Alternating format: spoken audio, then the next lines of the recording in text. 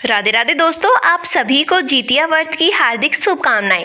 इस साल जितिया व्रत 14 सितंबर को रखा जाएगा। इस दिन भाद्रपद मास की अष्टमी तिथि है।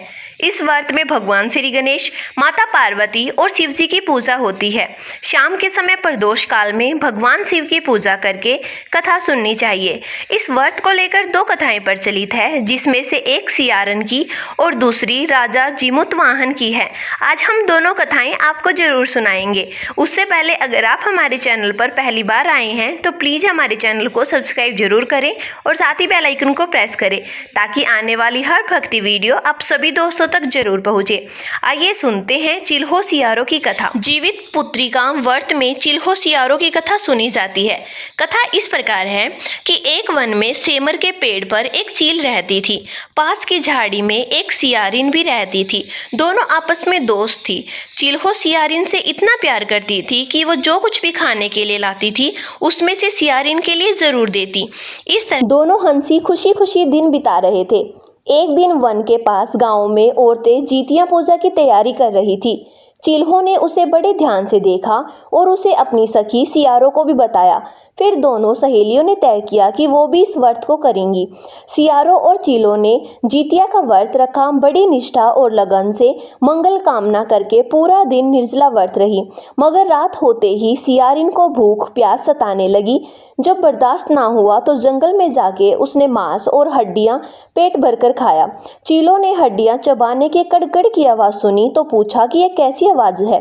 सियारिन ने कह दिया कि बहन, भूख के मारे पेट गुड़गुड़ा रहा था, यह उसी की आवाज है।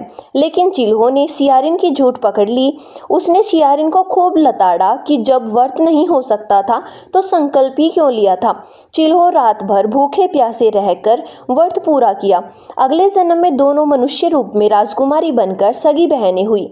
सियारिन बड़ी बहन हुई और उसकी शादी एक राजकुमार से हुई। चिल्हो छोटी बहन हुई और उसकी शादी उसी राज्य के मंत्री पुरुष से हुई। बाद में दोनों राजा और मंत्री बने। सियारिन के जो बच्चे होते वे मर जाते, जबकि चिल्हो के बच्चे स्वस्थ और हट्टे कट्टे रहते। इससे उसे जलन होने लगी। उसने उन्हें मारने की सोची। उनका सिर कटवाकर डब्बे में बंद करा दिया, पर वह शीश मिठाई बन जाती और बच्चों का बाल तक बाका नहीं होता था। इस तरह सियारन की बहन के बच्चे और उसके पति को मारने की कोशिश विफल हो गई। आखिरकार दैव योग से उसे भूल का आभास हुआ। उसने क्षमा मांगी और बहन के बताने पर जीवित पुत्री का व्रत विधि विधान से किया तो उसके पुत्र भी जीवित रहे। तो भक्तों, प्रेम से बोलिए माँ पार्वती और शिवजी भगवान की जय। आइए दोस्तों, सुनते हैं जीवित पुत्री का व्रत में सुनी जाने वाली दूसरी कथा। गंधर्वों के राजकुमार का नाम जीमूतवाहन था। वे सभी के परोपकार करते थे। जीमूतवाहन के पिता ने जब उनको राजपाट सौंपा, लेकिन उनका मन राजपाट में नहीं लगता था। यही वजह थी कि वह राज्य का भार अपने भाइयों को देकर वन में पिता की सेवा करने चले गए। वन में ही जीमूतवाहन को मल्यवती राजकन्या मिली। दोनों को एक दूसरे से प्रेम हो गया। एक दिन जब वन में भ्रमण करते हुए जीमूतवाहन काफ़ी आगे चले गए, तब उन्हें एक वृद्धा विलाप करते हुए दिखी।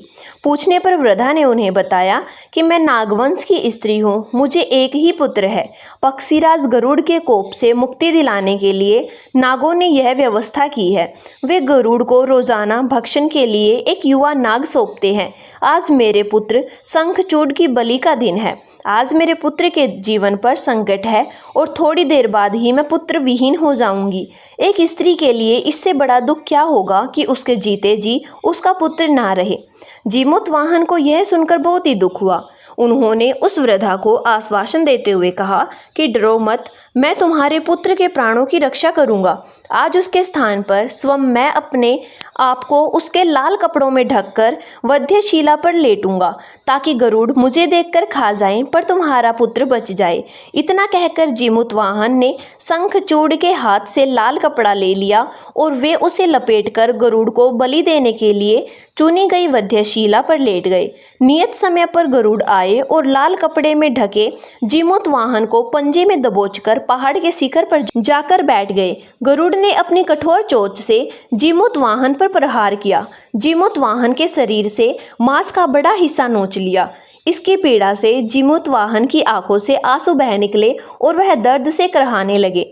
अपने पंजों में जकड़े प्राणी की आंखों में से आंसू और मुंह से कराह सुनकर गरुड़ बड़े आश्चर्य में पड़ गए, क्योंकि ऐसा पहले कभी नहीं हुआ था।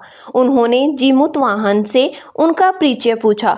जीमूतवाहन ने सारा किस्सा कह सुनाया कि कैसे एक स्त्री के पुत्र की रक्षा के लिए वह अपने प्राण देने के लिए आए हैं। आप मुझे खाकर अपनी भूख शांत करें। गरुड़ उनकी बहादुरी और दूसरे की प्राण रक्षा के लिए स्वयं का बलिदान देने की हिम्मत से बहुत ही प्रभावित हुए। उन्हें स्वयं पर पछतावा होने लगा। वह सोचने लगे कि यह एक मनुष्य है जो दूसरे के पुत्र की रक्षा के लिए स्वयं की बलि दे रहा है, और एक मैं हूँ जो देवों के संरक्षण में हूँ किंतु दूसरों की संतान की बलि ले रहा हूँ। उन्होंने जीमूतवाहन को मुक्त कर दिया। गरुड़ ने कहा कि हे मनुष्य, मैं तुम्हारी भावना और त्याग से बहुत ही प्रसन्न हूँ। मैंने तुम्हारे शरीर पर जो घाव दिए हैं मैं उसे ठीक कर देता हूँ। तुम अपनी प्रसन्नता के लिए मुझसे कोई वरदान मांग लो। राजा जीमूतवाहन ने कहा कि हे पक्षीराज, आप तो सवर समर्थ हैं। अगर आप प्रसन्न हैं तो वरदान देना चाहते हैं तो आप सर्पों को अपना आहार बनाना छोड़ दें।